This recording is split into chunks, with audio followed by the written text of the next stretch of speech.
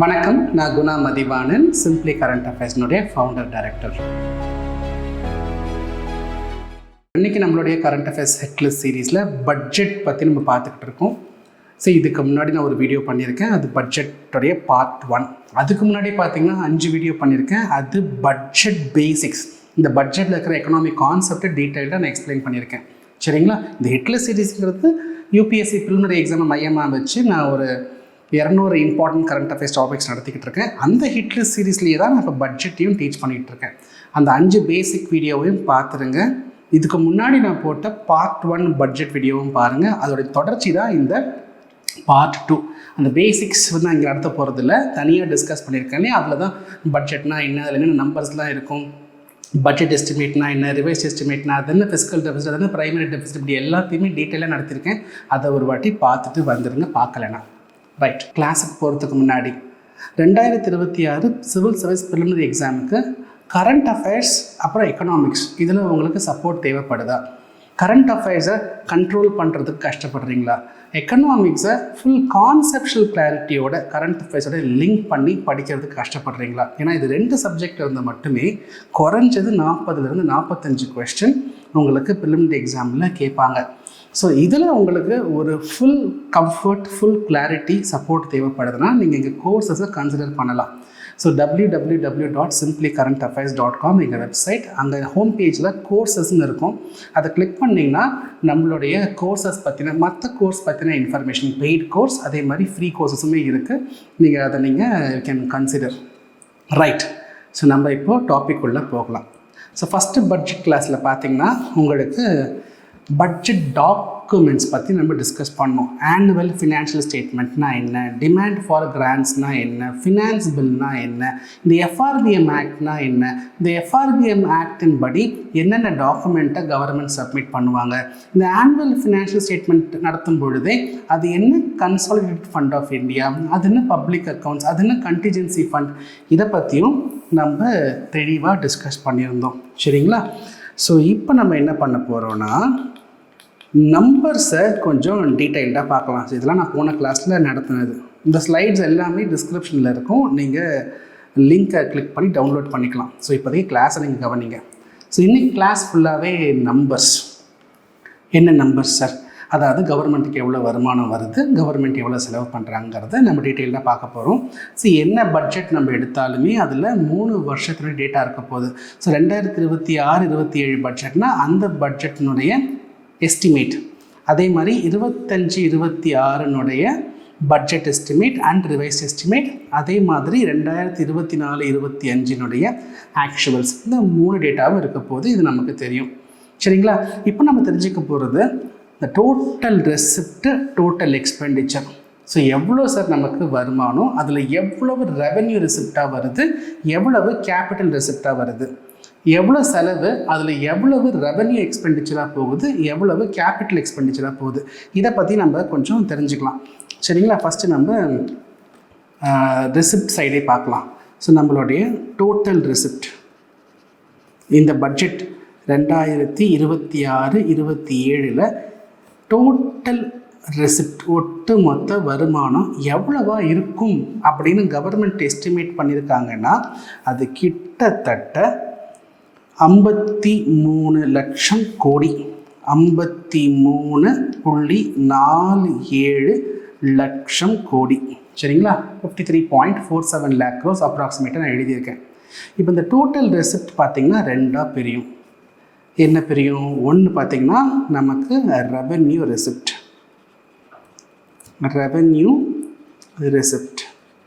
இன்னொன்று பார்த்திங்கன்னா capital receipt. Sir revenue ரெசிப்டில் என்னெல்லாம் வரும் உங்களுக்கு இது ஞாபகம் இருக்கும். ரெவென்யூ ரெசிப்டில் நமக்கு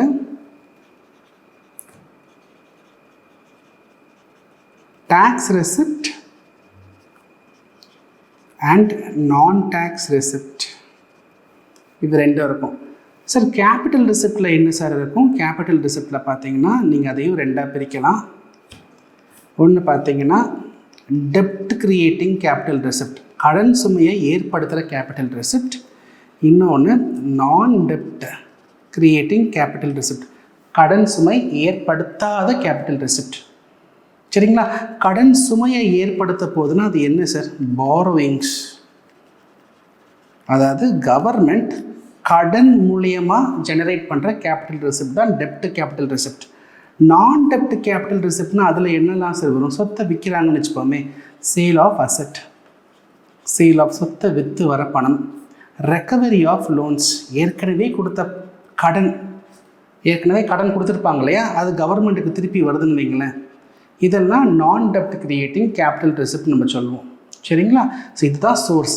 இப்போ இந்த 53.4 லட்சம் கோடியில் ரெவென்யூ ரிசிப்ட் மட்டும் எவ்வளோன்னு பார்க்கலாமா? அதாவது இந்த டேக்ஸ் ரெசிப்ட் அண்ட் நான் டேக்ஸ் ரெசிப்ட். சரிங்களா? இதன் மூலயமா வர வருமானம் எவ்வளோன்னு பார்க்கலாமா? ரெவென்யூ ரெசிப்ட் 35.33 லட்சம் கோடி. 35,33 லட்சம் கோடி. சரிங்களா? இந்த 53.47 லட்சம் கோடியில் 35.33 லட்சம் கோடி பார்த்தீங்கன்னா இந்த டேக்ஸ் நான் டேக்ஸ் மூலியமாக தான் வருதுங்க. டேக்ஸுங்கிறது டைரக்ட் டேக்ஸ், இன்டைரக்ட் டேக்ஸ் அதெல்லாம். நான் டேக்ஸுங்கிறது நமக்கு தெரியும் இல்லையா, ஃபீஸு, ஃபைனு, பிஎஸ்யூஸ் ஜென்ரேட் பண்ணுற ப்ராஃபிட்டு, இந்த ரயில்வேஸ்லாம் அதன் மூலியமாக வர ப்ராஃபிட், இந்த மாதிரி ஒவ்வொரு டிபார்ட்மெண்ட்டில் வர ப்ராஃபிட்டில் நான் டேக்ஸில் வரும். இது சேர்த்து 35.33 லட்சம் கோடி. அப்போ கேபிட்டல் சார், மீதி பணம் எல்லாம் கேபிட்டல். ஸோ கேபிட்டல் எவ்வளோ வந்திருக்கு? 18.14 லட்சம் கோடி. இந்த கேபிட்டலில் 18.14 லட்சம் கோடி பார்த்தீங்கன்னா கேபிட்டல் ரெசிப்ட். இந்த 18.14 லட்சம் கோடியில் கடன் மூலியமாக வாங்கின பணமும் இருக்குது, சொத்து விற்று வாங்கின பணமும் இருக்குது. சரி, இந்த 18.14 லட்சம் கோடியில் பாரோவிங் எவ்வளோ சார்? கடன் எவ்வளோ சார்? இந்த பாரோவிங்கை தான் நம்ம ஃபிஸ்கல் டெபிசிட்னு சொல்லுவோம். அதை தான் நம்ம ஃபிஸ்கல் டெபிசிட்னு சொல்லுவோம். ஸோ பாரோவிங் கிளியராக இருக்குது. ஃபிஸ்கல் டெபிசிட் எவ்வளோ? 16.95 லட்சம் கோடி. நம்ம ரவுண்ட் பண்ணி 17 லட்சம் கோடின்னு சொல்லிக்கலாம். ஸோ இந்த 18.14 லட்சம் கோடியில் கிட்டத்தட்ட பாரோவிங் 17 லட்சம் கோடி.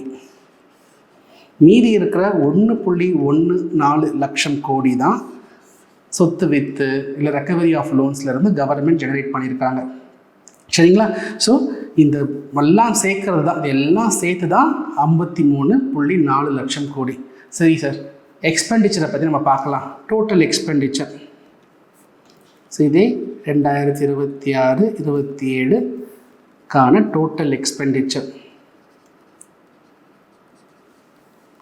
எவ்வளோ கவர்மெண்ட் ரைஸ் பண்ணியிருக்காங்களோ அவ்வளோ செலவு பண்ண போகிறாங்க. ஸோ இதே 53.4 லட்சம் கோடி சம்பாதிச்சிருக்காங்கன்னா அவ்வளோ செலவாக போகுது. 53.47 லட்சம் கோடி எக்ஸ்பெண்டிச்சர், அதே அமௌண்ட் தான் எக்ஸ்பெண்டிச்சர். சரிங்களா?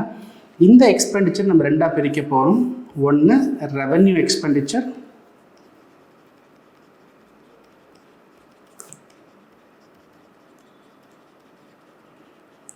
இன்னொன்று கேபிட்டல் எக்ஸ்பெண்டிச்சர். சார், ரெவென்யூ எக்ஸ்பெண்டிச்சரில் என்னெல்லாம் சார் வரும்? ரெவென்யூ எக்ஸ்பெண்டிச்சர் தான் உங்களுக்கு வந்துட்டு கவர்மெண்ட் உங்களுக்கு சேலரிங்களா, ஏஎஸ்ஐடினா சேலரி கொடுக்கணும் இல்லையா, அந்த சேலரி கொடுக்கறது, மக்களுக்கு வந்து சப்சிடிஸ் கொடுக்கறது, ஸ்டேட்ஸுக்கு கிராண்ட்ஸ் கொடுக்கறது, பழைய கடனுக்கு வட்டி பே பண்ணணும் இல்லையா, இந்த இன்ட்ரெஸ்ட் பேமெண்ட் பண்ணுறது. சார், இந்த கேபிட்டல் எக்ஸ்பெண்டிச்சர் சார், அதாவது கிரியேஷன் ஆஃப் அசெட். புதுசாக ஒரு ஸ்கூல் கட்டுறாங்க, பிரிட்ஜு கட்டுறாங்க, கிரியேஷன் ஆஃப் அசெட், அதுக்காகிற செலவு. ரீபேமெண்ட் ஆஃப் லோன், ஏற்கனவே சென்ட்ரல் கவர்மெண்ட் வாங்கின கடனை திருப்பி தரணும் இல்லையா, அந்த ரீபேமெண்ட் ஆஃப் லோன்ஸ். இல்லாட்டி புதுசாக லோன்ஸ் தராங்கன்னு வச்சுப்போம், ஃப்ரெஷ் லோன்ஸ் கிவன். இதெல்லாம் கேபிட்டல் எக்ஸ்பெண்டிச்சர். சரியா? இந்த கேபிட்டல் எக்ஸ்பெண்டிச்சர், இந்த ரெவென்யூ எக்ஸ்பெண்டிச்சரை கம்பேர் பண்ணும்பொழுது கவர்மெண்ட்டுக்கு இந்த கேபிட்டல் எக்ஸ்பெண்டிச்சர் எப்பொழுதுமே நல்லது தான். ஏன்னா இதெல்லாம் திரும்பி வரும், இந்த பணம் போனால் திரும்பி வரும். நான் ஒரு அசெட் வந்து உருவாக்குறேன்னா அந்த அசெட்டை விற்க முடியும். நான் கடன் திருப்பி கொடுக்கும் பொழுது என் கடன் சுமை குறையுது, நான் மாதம் மாதம் கட்டுற வட்டியும் குறையுது. நான் புதுசாக ஒரு லோன் கொடுத்தேன்னா அதன் மூலயமா எனக்கு மாதம் மாதம் வட்டி வரும். ஸோ கேபிட்டல் எக்ஸ்பெண்டிச்சருங்கிறது பியூர் எக்கனாமி பாயிண்ட் ஆஃப் வியூவில் இது ரொம்ப ரொம்ப வரவேற்கக்கூடிய ஒரு எக்ஸ்பெண்டிச்சர். இந்த சேலரி, சப்சிடிஸ் இதெல்லாம் கவர்மெண்ட்டுக்கு திருப்பி வராது, ஆனால் அது கொடுத்தே ஆகணும், வேறு வழி இல்லை. பட் ரெண்டுத்தையும் கம்பேர் பண்ணிங்கன்னா கேபிட்டல் எக்ஸ்பெண்டிச்சரை நம்ம வரவேற்கணும், அதிகமான கேபிட்டல் எக்ஸ்பெண்டிச்சரை நம்ம வரவேற்கணும். சரிங்களா? இது ரெண்டும் சேர்க்கும் பொழுது கிட்டத்தட்ட 53.47 லட்சம் கோடி வருது. சரி, அது ஓகே சார். இது ரெண்டுத்தில் கேபிட்டல் எக்ஸ்பெண்டிச்சர் தான் வரவேற்கணும், அப்போ இதுக்கு தான் அதிகமாக செலவு பண்ணணும். ஆனால் நம்மளுடைய சிச்சுவேஷனை பார்ப்போம். ரெவென்யூ எக்ஸ்பெண்டிச்சர் கிட்டத்தட்ட 41.25 லட்சம் கோடி. ரெவென்யூ எக்ஸ்பெண்டிச்சர் 41.25 லட்சம் கோடி. இதுதான் நம்மளுடைய ரெவென்யூ எக்ஸ்பெண்டிச்சர். கவர்மெண்ட் 26-27 சேலரி கொடுக்க, சப்சிடி கொடுக்க, கிராண்ட்ஸ் கொடுக்க, இன்ட்ரெஸ்ட் கொடுக்க மட்டுமே 41 லட்சம் கோடி செலவு பண்ண போகிறதா சொல்கிறாங்க. அப்போ capital expenditure sir, capital expenditure பார்த்தீங்கன்னா 12.21 லட்சம் கோடி. 12.21 லட்சம் கோடி. அதாவது பில்டிங் கட்டுறதா இருக்கலாம், பிரிட்ஜ் கட்டுறதா இருக்கலாம், ஸ்கூல் கட்டுறதா இருக்கலாம், ஹாஸ்பிட்டல் கட்டுறதா இருக்கலாம், ஆர் வாங்கின கடன் திருப்பி கொடுக்கறதா இருக்கலாம், இல்லை புது கடன் கொடுக்கறதா இருக்கலாம். இதுக்கெல்லாம் கவர்மெண்ட் செலவு பண்ண போகிறது 12.21 லட்சம் கோடி. நம்ம ரெவென்யூ எக்ஸ்பெண்டிச்சர் பார்த்தோம் 41.25. ரெவென்யூ ரெசிப்ட் எவ்வளோங்க? 35.33. அதையும் எழுதலாமே இங்கே. ரெவென்யூ ரெசிப்ட்டுங்கிறது எவ்வளோ? 35.33. 35.33 லட்சம் கோடி. அப்போது revenue expenditure 41, revenue receipt 35, right? 35.33. So கிட்டத்தட்ட உங்களுக்கு ஒரு 6 லட்சம் கோடி கிட்ட ரெவென்யூலேயே ஷார்ட்டேஜ் இருக்குது. இந்த இடத்துலையே ஷார்ட்டேஜ்லாம் வரக்கூடாது. இந்த இடத்துலையே ஷார்ட்டேஜ்லாம் வரக்கூடாது. நம்மளுடைய எஃப்ஆர்பிஎம் ஆக்ட் என்ன சொல்லியிருக்கு? எஃப்ஆர்பிஎம் ஆக்ட் நேற்று நடத்தணும் இல்லையா, 2003 என்ன சொல்லுது? ஆர்டிலாம் 0 ஆகுங்கன்னு சொல்லுது. ஆனால் இங்கே ஆர்டி மட்டுமே கிட்டத்தட்ட 6 லட்சம் கோடி. ஆர்டி மட்டுமே கிட்டத்தட்ட ரஃபாக எக்ஸாக்டாக வேணுன்னா இங்கே நம்பர் இருக்கும் பாருங்கள். Revenue deficit 5.92 5.92 lakh crores. அதான் நான் எழுதியிருக்கேன். ரஃபாக 6 லேக் க்ரோஸ்ன்னு நான் சொல்கிறேன். கிட்டத்தட்ட சேலரி கொடுக்க, சப்சிடி கொடுக்க, கிராண்ட்ஸ் கொடுக்க, வாங்கின கடனுக்கு வட்டி கொடுக்கறதுக்கே நமக்கு 6 லட்சம் கோடி ஷார்ட்டேஜ் இருக்குது. சரிங்களா? ஸோ அதெல்லாம் நம்ம என்ன பண்ண போகிறோம்னா கடன் மூலயமா தான் நம்ம சமாளிக்க போகிறோம். ஸோ ஒட்டுமொத்த கடன் பார்த்தீங்கன்னா 17 லட்சம் கோடி. இங்கே பார்த்தோம் ஒட்டுமொத்த கடன் 17 லட்சம் கோடி. ஸோ இந்த ஒட்டுமொத்த ஃபிஸ்கல் டெபிசிட்டுங்கிறது ஒட்டுமொத்த கடன் கிட்டத்தட்ட 17 லட்சம் கோடி. இந்த 17 லட்சம் கோடிங்கிறது ஒட்டுமொத்தமாக கடன் வாங்குறது. அதில் ஒரு 6 லட்சம் கோடி பார்த்திங்கன்னா இந்த ரெவென்யூ டெபிசிட்டுக்கே போகுதுங்கிறது தான் நிதர்சனம். வேறு டெபிசிட் சார் நமக்கு தெரியும். எஃபெக்டிவ் ரெவென்யூ டெபிசிட்டுங்கிறது கிட்டத்தட்ட 1 லட்சம் கோடி. அதாவது நம்ம ரெவென்யூ டெபிசிட்டில் இருந்து சென்ட்ரல் கவர்மெண்ட் ஸ்டேட்ஸ்க்கு கொடுக்குற கிராண்ட்ஸ் எல்லாம் மைனஸ் பண்ணிட்டோம்னா, எல்லா கிராண்ட்ஸையும் இல்லைங்க, grants given to the states which created assets. Central government ஸ்டேட்ஸ்க்கு கொடுத்த கிராண்ட்ஸ் அது எதெல்லாம் அசட் உருவாக்குச்சோ அதை மைனஸ் பண்ணிட்டிங்கன்னா உங்களுக்கு வரது தான் இந்த எஃபெக்டிவ் ரெவென்யூ டெபிசிட். ப்ரைமரி டெபிசிட்டுங்கிறது என்னங்க? அதாவது ஃபிஸ்கல் டெபிசிட்டில் இருந்து இந்த அமௌண்ட்டில் இருந்து இதை நீங்கள், அதாவது ஃபிஸ்கல் டெபிசிட்டில் இருந்து நீங்கள் இன்ட்ரெஸ்ட் எவ்வளோ இன்ட்ரெஸ்ட் பே பண்ணுறீங்களோ அதை கழிச்சிட்டிங்கன்னா வரது தான் primary deficit. So fiscal deficit 17 லட்சம் கோடி, ப்ரைமரி டெபிசிட் கிட்டத்தட்ட 13 லட்சம் கோடி. 17 லட்சம் கோடி கிட்டத்தட்ட ஃபிஸ்கல் டெபிசிட். ப்ரைமரி டெபிசிட் கிட்டத்தட்ட 3 லட்சம் கோடி. அப்படின்னா 2026-27 கவர்மெண்ட் இன்ட்ரெஸ்ட் மட்டும், வட்டி, இதுக்கு முன்னாடி வாங்கின கடனுக்கு வட்டி மட்டுமே கிட்டத்தட்ட 14 லட்சம் கோடி பே பண்ண போகிறாங்க. அப்போ இன்ட்ரெஸ்ட் பேமெண்ட்டுங்கிறது ரெவென்யூ எக்ஸ்பெண்டிச்சர். சரிங்களா? இன்ட்ரெஸ்ட் பேமெண்ட்டுங்கிறது revenue expenditure. So revenue expenditure 41.2 லட்சம் கோடி. இந்த 41.2 லட்சம் கோடியில் கிட்டத்தட்ட உங்களுக்கு 14 லட்சம் கோடி வெறும் வட்டி கட்டுறதுக்கு மட்டுமே செலவாக போகுது. இதுக்கு முன்னாடி வாங்கின கடனுக்கு வட்டி மட்டுமே செலவாகிறது 14 லட்சம் கோடி. சரிங்களா? சரி, இந்த நம்பர்ஸ்லாம் நம்ம புரிஞ்சுக்கிட்டோம். இந்த எஃபெக்டிவ் கேபிட்டல் எக்ஸ்பெண்டிச்சருங்கிறது என்ன சார்? இங்கே கொடுத்துருக்காங்களே, அந்த எஃபெக்டிவ் கேபிட்டல் எக்ஸ்பெண்டிச்சருங்கிறது என்ன? அதாவது கேபிட்டல் எக்ஸ்பெண்டிச்சருங்கிறது 12.21 லட்சம் கோடி ப்ளஸ் சென்ட்ரல் கவர்மெண்ட் கிராண்ட்ஸ் கொடுத்துருப்பாங்க இல்லையா ஸ்டேட்டுக்கு, அசட் ஃபார்ம் ஆகும்ல, அந்த கிராண்ட்ஸ் எவ்வளோங்க? நமக்கு தெரியும். ரெவென்யூ டெபிசிட்டுங்கிறது ஆர்டிங்கிறது கிட்டத்தட்ட 6 லட்சம் கோடி. எஃபெக்டிவ் ரெவென்யூ டெபிசிட்டுங்கிறது கிட்டத்தட்ட 1 லட்சம் கோடி. இஆர்டிங்கிறது கிட்டத்தட்ட 1 லட்சம் கோடி. சரிங்களா. இந்த ஆர்டியில் இருந்து இந்த இஆர்டியை மைனஸ் பண்ணிங்கன்னா உங்களுக்கு வரது தான் இந்த கிராண்ட்ஸ் அமௌண்ட். ஸோ கிட்டத்தட்ட 5 லட்சம் கோடி கிராண்ட்ஸ், கிட்டத்தட்ட 5 லட்சம் கோடி கிராண்ட்ஸ். ஸோ இந்த ரெகுலர் கேபிட்டல் எக்ஸ்பெண்டிச்சர் ப்ளஸ் அந்த grants given to the states which created assets. So regular capital expenditure இங்கே நான் எழுதுகிறேன், ரெகுலரான கேபிட்டல் எக்ஸ்பெண்டிச்சர் ப்ளஸ் இந்த கிராண்ட்ஸ் கொடுத்துருப்பாங்க இல்லையா ஸ்டேட்ஸுக்கு, எதுக்கு அந்த அசட்ஸ் ஃபார்ம் பண்ணுறதுக்காக, அதையும் சேர்த்திங்கன்னா வர்றது தான் effective capital expenditure. So grants பார்த்தீங்கன்னா 4 லட்சம் கோடி சொன்னேன், இது 5 லட்சம் கோடி சொன்ன கிராண்ட்ஸ் பார்த்தீங்கன்னா இது ஒரு 12 லட்சம் கோடி, கிட்டத்தட்ட 17 லட்சம் கோடி, கிட்டத்தட்ட 17 லட்சம் கோடி. அதுதான் இங்கேயும் கொடுத்துருப்பாங்க 17.14 லட்சம் கோடி. சரிங்களா, ரைட். ஸோ இந்த நம்பர்ஸ் நம்ம புரிஞ்சுக்கிட்டோம். கொஞ்சம் அனாலிசிஸ்குள்ளே போகலாம். ஸோ இதெல்லாம் நம்மளுக்கு வர பணம், இதெல்லாம் போகிற செலவு, இது ப்ராடாக தெரியும். இன்னும் பின் பாயிண்ட் பண்ணி பார்க்கணுன்னா நமக்கு கவர்மெண்ட்டுக்கு ₹1 வருது அப்படின்னா அதில் 24 பைசா 24% பார்த்திங்கன்னா கடன் மூலிமா மட்டும்தான் வருது. அதுக்கு அதிகப்படியாக வர பணங்கிறது இன்கம் டேக்ஸ் மூலிமா 21%, அதுக்கு அடுத்தது கார்ப்பரேட் டேக்ஸ் மூலிமா 18%, அதுக்கு அடுத்தபடியாக ஜிஎஸ்டி மூலிமா 15%, அதுக்கு அடுத்தது நான் டேக்ஸ் ரெவன்யூ மூலிமா 10%, எக்ஸைஸ் டியூட்டி, இன்னும் petrol, diesel, civil aviation, turbine fuel, இந்த மாதிரி பெட்ரோலியம் 5 ப்ராடக்ட்டுக்கு இன்னும் எக்ஸைஸ் டியூட்டி இருக்குது, அது ஜிஎஸ்டிக்குள்ளே வரல.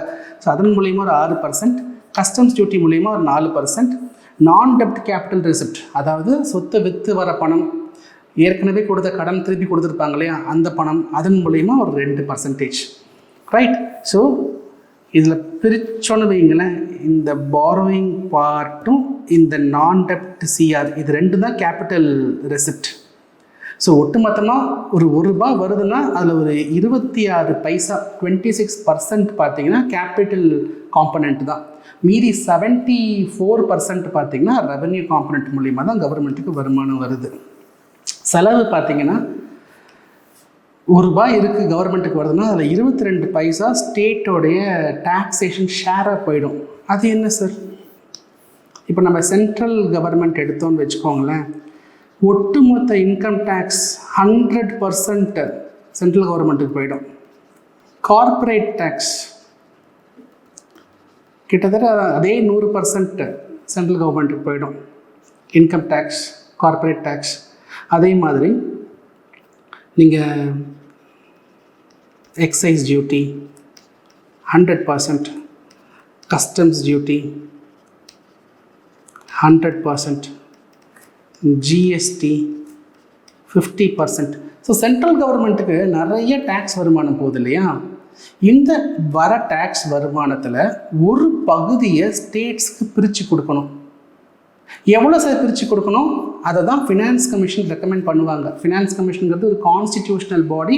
ஃபினான்ஸ் கமிஷன் பற்றி நான் செப்பரேட்டாக ஒரு வீடியோ பண்ணுறேன். 16th ஃபினான்ஸ் கமிஷன் ரெக்கமெண்டேஷனை பிரசிடெண்ட்டுக்கு கொடுத்துருக்காங்க. நம்ம அதை பற்றின வீடியோ நம்ம ஹிட்லிஸ்ட்லேயே நம்ம பண்ண தான் போகிறோம். ஸோ பழைய ஃபினான்ஸ் கமிஷன் என்ன சொல்லியிருக்காங்கன்னா 41% of the gross tax revenue ஸ்டேட்ஸுக்கு கொடுங்கன்னு சொல்கிறாங்க. அப்போ சென்ட்ரல் கவர்மெண்ட்டுக்கு ஒரு ₹100 வருதுன்னு வைங்களேன், அதில் ஒரு ₹41 ஸ்டேட்ஸுக்கு போகும். அது எல்லா ஸ்டேட்ஸுக்கும் ஈக்குவலாலாம் போகாது, ஒரு ஸ்டேட்டுக்கும் ஒரு அமௌண்ட் போகும். அது எல்லாமே ஃபினான்ஸ் கமிஷன் ரெக்கமெண்ட் பண்ணுவாங்க. பீகாருக்கு எவ்வளோ தரணும், கேரளாவுக்கு எவ்வளோ தரணும், தமிழ்நாட்டுக்கு எவ்வளோ தரணுங்கிறதெல்லாம் ஃபினான்ஸ் கமிஷன் ரெக்கமெண்ட் பண்ணுவாங்க. சரிங்களா? ஸோ இது வந்து டேக்ஸ் அமௌண்ட் மட்டும்தான். டேக்ஸ் ரெசிப்டில் 41% போகணும். ரைட். ஒட்டுமொத்தமாக இப்போ சென்ட்ரல் கவர்மெண்ட்டுக்கு பார்த்தீங்கன்னா உங்களுக்கு டேக்ஸ் ரெசிப்ட் இருக்குது, நான் டேக்ஸ் ரெசிப்ட் இருக்குது, பாரோயிங் மூலிமா வர பணம் இருக்குது, ரீபேமெண்ட் ஆஃப் லோன், சொத்து விற்று வர பணம் இருக்குது. அந்த ஒட்டுமொத்த பணத்தில் பார்த்தீங்கன்னா ஸ்டேட்ஸுக்கு போகிற ஷேர் மட்டுமே 22%. அதுக்கு அடுத்தபடியான உச்சக்கட்ட செலவுங்கிறது பார்த்திங்கன்னா இன்ட்ரெஸ்ட் பேமெண்ட் 20%. அதுக்கு அடுத்தபடியான செலவுன்னு பார்த்திங்கன்னா சென்ட்ரல் செக்டார் ஸ்கீம்ஸு, அதாவது முழுக்க சென்ட்ரல் கவர்மெண்ட் மட்டுமே செலவு பண்ணி நடத்துகிற திட்டங்கள், அது 17%. அதுக்கு அடுத்தபடியாக பார்த்திங்கன்னா உங்களுக்கு டிஃபென்ஸ்க்கான செலவு 11%. அதுக்கு அடுத்தது சென்ட்ரலி ஸ்பான்சர்டு ஸ்கீம், சென்ட்ரல் கவர்மெண்ட்டும் ஸ்டேட் கவர்மெண்ட்டும் ஷேர் பண்ணி செலவு பண்ணுற ஒரு ஸ்கீம் வந்து சென்ட்ரலி ஸ்பான்சர்டு, அதுக்கு ஒரு 8%.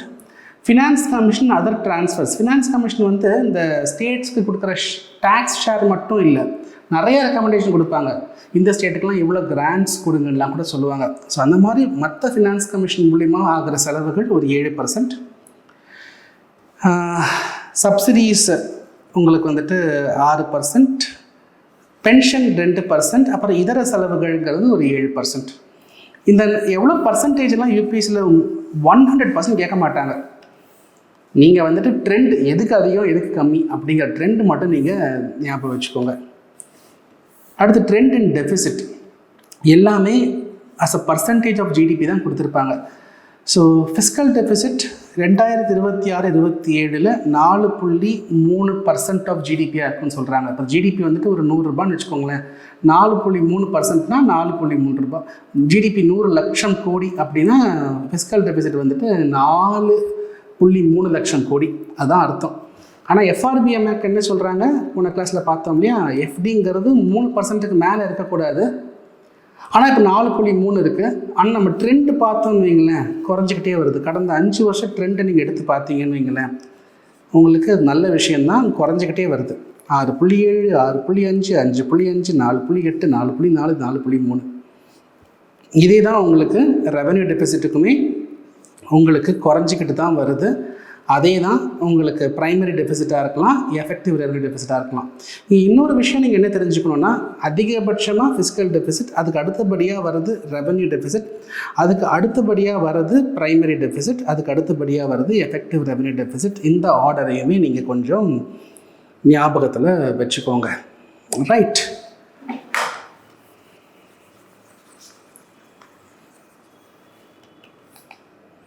சரி, இந்த கடன்லாம் ஓகே, இவ்வளோ டெபிசிட், ஃபிஸ்கல் டெபிசிட்டே ஒரு 17 லட்சம் கோடின்னு நம்ம சொல்கிறோம். இதெல்லாம் எப்படி வாங்குறாங்க? அந்த 17 லட்சம் கோடியில் பார்த்தீங்கன்னா கிட்டத்தட்ட ஒரு 11.5 லட்சம் கோடி பார்த்தீங்கன்னா கிட்டத்தட்ட மார்க்கெட் பாரோயிங். சரிங்களா? அதாவது கவர்மெண்ட் கடன் பத்திரம், கவர்மெண்ட் செக்யூரிட்டியை இஷ்யூ பண்ணி கடன் வாங்குவாங்க மார்க்கெட்லேருந்து. நான் அதை என்ன பண்ணுறேன், ரெண்டாக பிரிக்கிறேன். ஒன்று பார்த்தீங்கன்னா நம்ம டேட்டட் செக்யூரிட்டி அப்படின்னு நம்ம சொல்லுவோம். இன்னொன்று பார்த்தீங்கன்னா ட்ரெஷரி பில் அப்படின்னு சொல்லுவோம். ரெண்டுமே கவர்மெண்ட் செக்யூரிட்டி தான். டேட்டட் செக்யூரிட்டியில் பார்த்தீங்கன்னா இப்போ லெட்ஸே ஒரு 1 லட்சம் கோடி கடன் தேவைப்படுது கவர்மெண்ட்டுக்கு, ஒரு 10% வட்டி தரேங்கிறாங்க, ஒரு 10 வருஷம் 10 இயர்னு வச்சுப்போம் ரீபேமெண்ட் டைம் பீரியட். அப்போ யாராவது, இப்போ நான் தான் கவர்மெண்ட்னு வச்சுக்கலாமே, இப்போ ஜான் வந்து ஒரு 1 லட்சம் கோடி கவர்மெண்ட்டுக்கு கொடுத்தாருன்னா அந்த பாண்ட் அவருக்கு போயிடும். அந்த பாண்ட் அவர் தான் கையில் வச்சிருக்காரு. 10% வட்டி கொடுத்துக்கிட்டே இருப்போம் வருஷம். 10 வருஷம் கழிச்சு அந்த பாண்டை திருப்பி வாங்கிப்போம். கவர்மெண்ட் 10 லட்சம் கோடி திருப்பி கொடுத்துருவாங்க. சாதாரணமான ஒரு டெப்ட் ஆப்ளிகேஷன். சரிங்களா? இதே ட்ரெஷரி பில்னு வச்சுக்கோங்களேன், இங்கே ஒரு சின்ன வித்தியாசம் இருக்குது. இதுலேயும் ஒரு 1 லட்சம் கோடி போட்டுக்கலாம், ஆனால் வட்டி 0 தான். ரீபேமெண்ட் டைம் பார்த்தீங்கன்னா 1 வருஷத்துக்கு கம்மியாக இருக்கும், 364 டேஸ்னு வச்சுப்போம். சார் என்ன சார் வட்டி 0வாக இருந்தால் யார் சார் இன்வெஸ்ட் பண்ணுவா அப்படின்னா, இதை வந்து நம்ம 0 கூப்பன் பாண்டுன்னு சொல்லுவோம். 0 கூப்பன் பாண்ட், கூப்பன்னாலே இன்ட்ரெஸ்ட். சரிங்களா? 0 கூப்பன்னா 0 interest. Treasury bill is 0 coupon bond. Right. இது 0%நாலுமே இதை யார் இந்த பத்திரத்தை ஜான் வாங்க போகிறாருன்னு வச்சுக்கோமே, ஜானுக்கு இந்த 1 லட்சம் கோடி மதிப்புள்ள இந்த பத்திரத்தை ஒரு 97,000 கோடிக்கு கவர்மெண்ட் விற்பாங்க. அப்போ 324 கழித்து இந்த பத்திரத்தை திருப்பி கொடுக்கும் பொழுது கவர்மெண்ட் ஜான் கையில் ஒரு 1 லட்சம் கோடி கொடுத்துருவாங்க. அப்போ ஜான் 97,000 கோடி முதலீடு பண்ணி அவருக்கு 1 லட்சம் கோடி திருப்பி கிடைக்கிது. ஸோ கிட்டத்தட்ட ஒரு 3,000 கோடி அவருக்கு லாபம் கிடைக்கிது. இப்படி தான் ட்ரெஷரி பில்லில் இன்வெஸ்ட் பண்ணுவாங்க.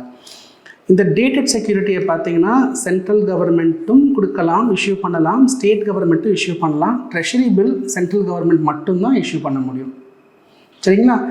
சென்ட்ரல் கவர்மெண்ட் இஷ்யூ பண்ணும்போது அதை டேட்டட் செக்யூரிட்டின்னு சொல்லுவோம். ஸ்டேட் கவர்மெண்ட் இஷ்யூ பண்ணும்போது அதை நம்ம ஸ்டேட் டெவலப்மெண்ட் லோன் அப்படின்னு சொல்லுவோம். அதான் கொஞ்சம் அடிஷ்னல் பேசிக் எக்கானமி. சரிங்களா? சென்ட்ரல் கவர்மெண்ட் அதை கொடுக்கும்போது நார்மலாகவே டேட்டட் செக்யூரிட்டின்னு சொல்லுவோம். ஸ்டேட் கவர்மெண்ட் கொடுத்தா அதை ஸ்பெஷல் டெவலப்மெண்ட் லோன்னு சொல்லுவோம். ஸோ இந்த டேட்டட் செக்யூரிட்டி மூலிமா மார்க்கெட்டில் கிட்டத்தட்ட ஒரு 11 லட்சம் கோடி வாங்குறாங்கன்னு வச்சுப்போம். 11.5 லட்சம் கோடி வாங்குறாங்க கடன் தோராயமாக. அதுக்கப்புறமா short term borrowing, treasury bills, அதன் மூலயமா பார்த்தீங்கன்னா கிட்டத்தட்ட ஒரு 1 லட்சம் கோடி வாங்குறாங்கன்னு வச்சுப்போம். ரஃபாக நான் சொல்கிறேன். இந்த பக்கம் securities against small savings. So நம்ம போஸ்ட் ஆஃபீஸில் சேவ் பண்ணுற பணங்கள்லாம் இருக்கு இல்லையா, இதெல்லாம் கவர்மெண்ட் தான் ஒரு ட்ரஸ்ட் மாதிரி மெயின்டைன் பண்ணுவாங்க. அந்த பணத்தை கூட கவர்மெண்ட் யூஸ் பண்ணி திருப்பி கொடுத்துருவாங்க. ஸோ ஒரு பாண்ட் இஷ்யூ பண்ணி அந்த பணத்தை எடுத்து யூஸ் பண்ணி திருப்பி கொடுத்துருவாங்க. அதன் மூலிமா கிட்டத்தட்ட ஒரு 4 லட்சம் கோடி வச்சுக்கோங்க. ஸோ 11, 12, 13, 14, 15, 16 ஒரு கிட்டத்தட்ட 17 க்ளோஸ் டு, இது 11.5 இல்லை, கிட்டத்தட்ட 11.75 கிட்ட வரும். ஸோ ஆட் பண்ணிங்கன்னா ஒரு 17 lakh crores. ஸோ இதுதான் sources of deficit financing. Trend in tax receipt. So again எல்லாமே as a percentage of GDP. ஒட்டுமொத்த கிராஸ் டேக்ஸ் ரெவன்யூ பார்த்தீங்கன்னா 11.2% ஆஃப் ஜிடிபியாக இருக்குங்க. இதில் டைரக்ட் டேக்ஸ் பார்த்தீங்கன்னா உங்களுக்கு 6.9 lakh crores, இன்டைரக்ட் டேக்ஸ் பார்த்தீங்கன்னா உங்களுக்கு 4.3 lakh crores, ரைட்.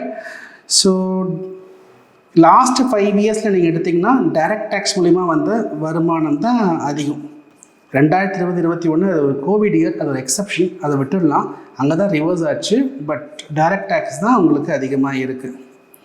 போன நிதி ஆண்டை கம்பேர் பண்ணும்பொழுது இந்த வாட்டி டேக்ஸ் ரெவன்யூ கொஞ்சம் கம்மியாக வரும் அப்படிங்கிறது தான் கவர்மெண்ட்டுடைய estimate.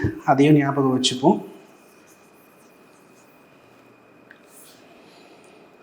Right. So central government expenditure. So ஒட்டுமொத்தமாக 53 லட்சம் கோடி கிட்ட செலவு இருக்குது. அந்த செலவில் பார்த்திங்கன்னா உச்சபட்ச செலவு இன்ட்ரெஸ்ட் பேமெண்ட்டே 14 lakh crores, டிரான்ஸ்போர்ட், அதுக்கப்புறம் டிஃபென்ஸ், அதுக்கப்புறம் மேஜர் சப்சிடிஸ் ஒரு 4 லட்சம் கோடி, பென்ஷன். நம்ம அடுத்து முக்கியமானதுன்னா எஜுகேஷன் பார்த்திங்கன்னா 1.4 லட்சம் கோடி, ஹெல்த் பார்த்திங்கன்னா கிட்டத்தட்ட 1 லட்சம் கோடி. இந்த பக்கம் நம்ம நார்த் ஈஸ்டர்ன் டெவலப்மெண்ட்டுக்காக கவர்மெண்ட் ஒரு 7,000 கோடி. இதெல்லாம் ப்ராடரான allocation, right. Trends in capital expenditure. So capital expenditure என்னங்கிறத பார்த்துட்டோம். எஃபெக்டிவ் கேபிட்டல் எக்ஸ்பெண்டிச்சர்ங்கிறது நம்ம என்னங்கிறத பார்த்துருக்கோம். So regular capital expenditure plus grants. ஏற்கனவே நான் ஃபஸ்ட் ஸ்லைட்லேயே நான் எக்ஸ்பிளைன் பண்ணிட்டேன். ப்ளஸ் கிராண்ட்ஸ் அதை ஆட் பண்ணால் வர்றது தான் எஃபெக்டிவ் கேபிட்டல் எக்ஸ்பெண்டிச்சர். அதை ஒரு இமேஜாக இங்கே ரெப்ரசன்ட் பண்ணியிருக்காங்க, அவ்வளோதான். சரிங்களா? இவ்வளோ தாங்க நம்பர்ஸ், பட்ஜெட் நம்பர்ஸுங்கிறது இவ்வளோ தான். ஸோ இப்போ இனிமேல் நாளைக்கு மறுநாள் நம்ம என்ன பண்ண போகிறோம்? ஸோ இங்கே பார்த்தீங்கன்னா ஓவராலாக கவர்மெண்ட் இந்த செலவை எதுக்கெல்லாம் ப்ராடர் ஹெட்டிங்ஸில் போட்டிருக்காங்க. பட் நீங்கள் இப்போ ஃபினான்ஸ் மினிஸ்டருடைய ஸ்பீச் நீங்கள் கவனிச்சிருந்தீங்கன்னா அவங்க என்ன சொல்லுவாங்க, இப்போ எஜுகேஷனில் நாங்கள் இந்த ஸ்கீம் கொண்டு வரோம், எனர்ஜி செக்டாரில் ஆல்ரெடி ஒரு ஸ்கீம் இருக்குது, அதுக்கு நம்ம பணத்தை அதிகம் பண்ண போகிறோம். ஸோ ஒன்று அந்த பட்ஜெட் ஸ்பீச்சில் பார்த்தீங்கன்னா ஃபினான்ஸ் மினிஸ்டர் புதுசாக இதெல்லாம் கொண்டு வர போகிறோம்னு சொல்லியிருப்பாங்க. இல்லாட்டி பழசை நம்ம வந்துட்டு இன்னும் கொஞ்சம் பணத்தை அதிகரிக்க போகிறோம் அப்படின்னு சொல்லியிருப்பாங்க. அப்போ எதெல்லாம் பழசு, அந்த ஸ்கீம், அந்த இனிஷியேட்டிவ் பற்றி நமக்கு ஒரு தெளிவான அண்டர்ஸ்டாண்டிங் இருக்கணும். சரி, எதெல்லாம் புதுசு, அந்த புதுசு ஸ்கீம் பற்றி டீட்டெயில்ஸ் இன்னும் வரலை, சரிங்களா? ஆனால் என்னென்னு ப்ரீஃப் பண்ணியிருப்பாங்க, ப்ரீஃபாக ஒரு ஐடியா கொடுத்துருப்பாங்க. ஸோ அது எதெல்லாம் புது அனௌன்ஸ்மெண்ட் அப்படிங்கிற ஒரு ப்ரீஃப் ஐடியாவை நம்ம பார்க்கலாம். பழசுக்கு நிறைய நிதி ஒதுக்கியிருக்கலாம், இல்லை அதை திருப்பி மென்ஷன் பண்ணியிருக்கலாம். அதை பற்றின ஒரு கிளாரிட்டி தேவை. ஏன்னா இதெல்லாம் முக்கியங்கிறதுனால தான் கவர்மெண்ட் அதுக்கு பணத்தை கொஞ்சம் எக்ஸ்ட்ரா செலவு பண்ணுறாங்க. அப்போ அது முக்கியம். நம்ம எக்ஸாம் பாயிண்ட் ஆஃப் வியூ இது முக்கியம். எதுக்கு எவ்வளோ பணம் செலவு பண்ணியிருக்காங்கிறது நமக்கு தேவையே இல்லை. எதை ஃபோக்கஸ் பண்ணுறாங்க, அந்த ஃபோக்கஸ் ஏரியா தான் நமக்கு ப்ரிலிம்ஸுக்கும் முக்கியம், நமக்கு மெயின்ஸுக்கும் முக்கியம். ஸோ இதை தான் நம்ம அடுத்த ஒரு 2 இல்லை 3 கிளாஸில் நம்ம பிரித்து பார்க்க போகிறோம், சரிங்களா? இதெல்லாம் பட்ஜெட்டில் என்ன சொல்லியிருப்பாங்கன்னா டாக்ஸேஷன், ஃபினான்ஸ் பில் பற்றி சொல்லியிருப்பாங்க. அதுவும் நமக்கு தேவையில்லை. அதாவது எந்தெந்த டேக்ஸ், இன்கம் டேக்ஸ் எவ்வளோ ஏற்ற போகிறாங்க, குறைக்க போகிறாங்க, ஒவ்வொரு டேக்ஸுடைய மைனர் ஆஸ்பெக்ட்ஸை பற்றி டீட்டெயில்ஸ் கொடுத்துருப்பாங்க. அதுவும் யூபிஎஸ்சிக்கு தேவையில்லை. எந்த எக்ஸாமுக்கு, நம்ம எக்ஸாமுக்கு தேவையில்லை, ஆடிட்டர்ஸ் தான் தேவை. அவங்க தான் அதுக்கு குறியாக இருக்கணும். ஸோ நம்ம ஃபோக்கஸ் ஏரியா எதை ஃபோக்கஸ் பண்ணுறாங்க அதை பற்றி நம்ம டிஸ்கஷனை நாளையிலேருந்து ஆரம்பிக்கலாம். ஸோ இந்த 2 கிளாஸுமே உங்களுக்கு ஒரு கிளாரிட்டி கொடுத்துருக்குன்னு நம்புகிறேன். என்ன ஃபீட்பேக்னாலும் நீங்கள் கமெண்ட் செக்ஷனில் கொடுங்க. உங்கள் ஃபீட்பேக் தான் எங்களுடைய ரியல் மோட்டிவேஷன், ரைட்? நாளைக்கு உங்களை அடுத்த செட் ஆஃப் டாபிக்ஸை சந்திக்கிறேன். அது வரைக்கும் பாய் ஃப்ரம் குணா மதிவாணன்.